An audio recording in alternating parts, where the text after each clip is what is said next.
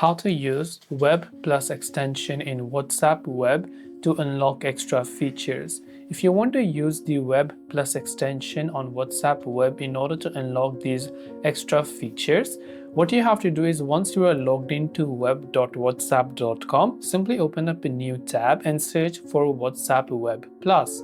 You'll find the first link, which is WhatsApp Web Plus or wawplus.com. When you're here, you can just click on this install extension button that you can see from the very top of the screen, and depending upon your browser, it will redirect you to your extension store.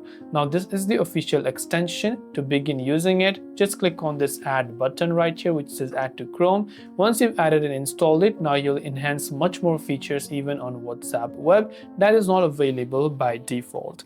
This way you can use the WhatsApp Web Plus extension in order to unlock extra features. Hope this video helped you out, and if you have any questions, feel free to leave them down.